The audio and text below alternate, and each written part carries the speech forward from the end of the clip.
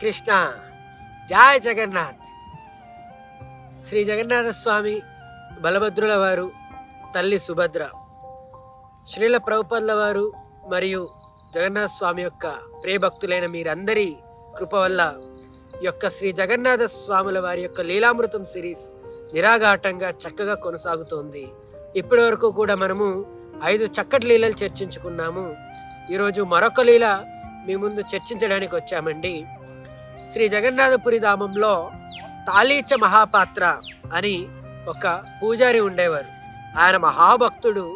ఆయనకి జగన్నాథ స్వాముల వారి సేవ తప్ప మరి ఇంకేమీ తెలియదు. తను రోజంతా కూడా స్వామివారి సన్నిధిలోనే గడిపేవారు. చాలా నేర్పరితనంతో జాగ్రత్తగా స్వాముల వారికి సేవ చేసుకునేవారు. ఈ విధంగా రోజులు గడుస్తూ ఉన్నాయి.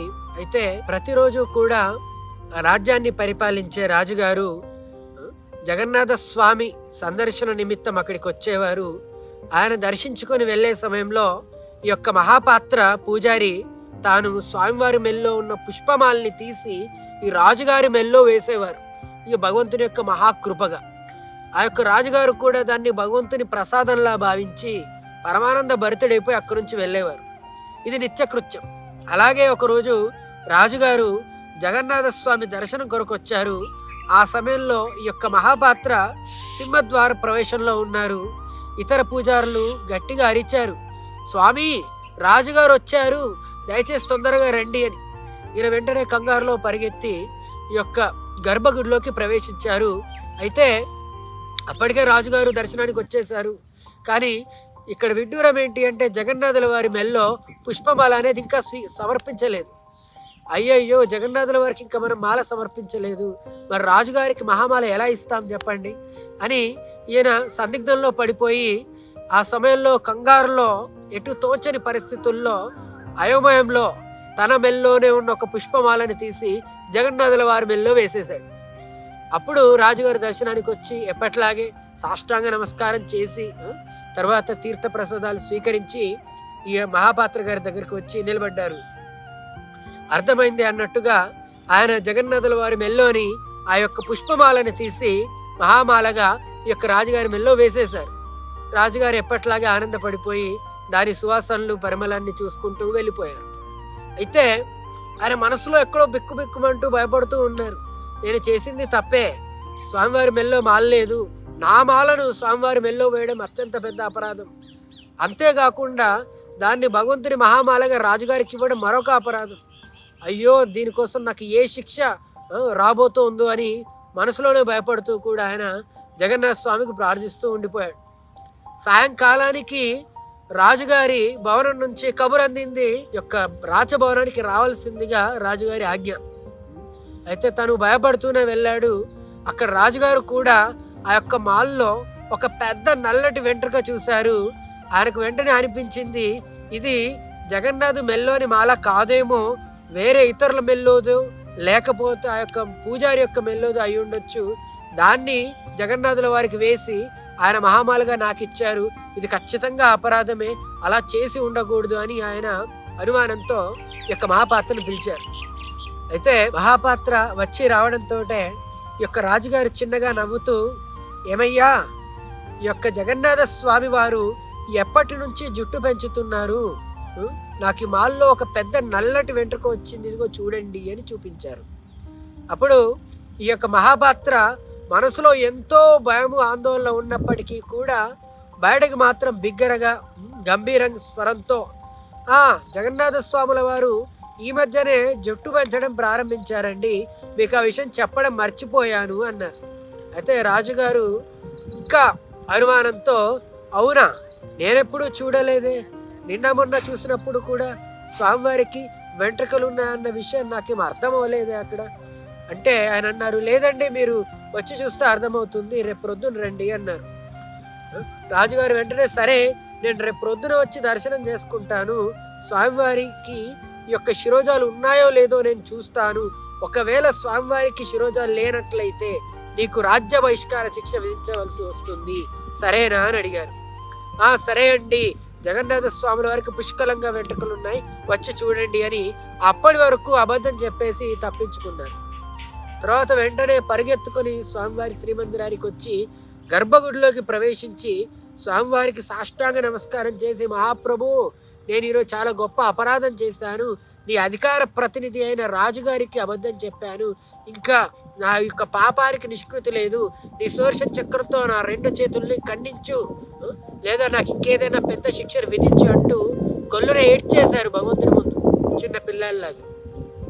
అప్పుడు ఎన్నో ప్రార్థనలు చేసి ఎన్నో రకాలుగా భగవంతుని స్తుతి చేసి భయంతో ఇంటికి వెళ్ళారు పడుకోవడానికి.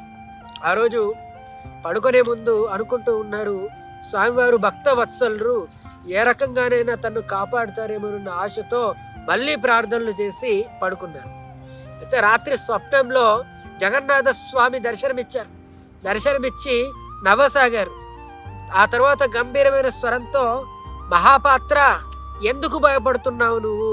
ఎవరికి భయపడుతున్నావు నువ్వు? ఆ రాజులకే రారాజు నేను ఇక్కడ ఉన్నాను కదా, జగత్తుకే నాదుణ్ణి. ఇన్ని సంవత్సరాలు నాకు సేవ చేశావు, అయినప్పటికీ నీకు ఇంకా ఈ సాక్షాత్కారం కలగలేదా? నీవు ఎవరికి భయపడవలసిన పని లేదు. నీవు నా ప్రియ భక్తుడివి. నీకు కావలసిన వెంట్రుకలు ప్రొద్దున వచ్చేస్తాయిలే, బాధపడుకు అని మాయమైపోయారు. వెంటనే మహాపాత్ర కూడా నిద్రలోంచి మేల్కొని ఆ అద్భుతమైన అనుభవం వల్ల కలిగిన ఆనందాన్ని చవిచూసి, స్వామివారు నిజంగా కరుణామయులు, ఖచ్చితంగా ఆయన ఏదో ఒకటి చేస్తారని కాపాడడానికి అని ఆనందంతో ఆత్మవిశ్వాసంతో పడుకున్నారు. ప్రొద్దున్నే లేచి గర్భగుడిలోకి ప్రవేశించే ముందే బయట రాజుగారు వచ్చి నిలబడ్డారు. తన సేవకులతో లోపలికి వస్తూ ఉన్నారు. అప్పటికి తను ఇంకా గర్భగుడిని తెరవలేదు. అయ్యో, నేను గర్భగుడిలోకి తొందరగా వెళ్ళి చూసుకోవాలి, స్వామివారికి వెంట్రుకలు ఉన్నాయో లేదో అని తొందరగా లోపలికి పరిగెత్తుకెళ్ళి చూశారు.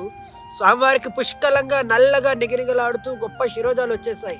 అమ్మయ్య అనుకున్నారు. స్వామి, తండ్రి, నన్ను కాపాడావా అంటూ ఆనందపడిపోయి బయటకు వచ్చారు. రాజుగారు అడిగారు లోపలికి రావచ్చా అని. అప్పుడు ఆయన రండి అని బేషంగా సమాధానం ఇచ్చి లోపలికి తీసుకెళ్లారు. అప్పుడు జగన్నాథ స్వాముల వారికి వెంట్రుకలు లేకపోతే నీకు దేశ బహిష్కార శిక్ష అన్నారు.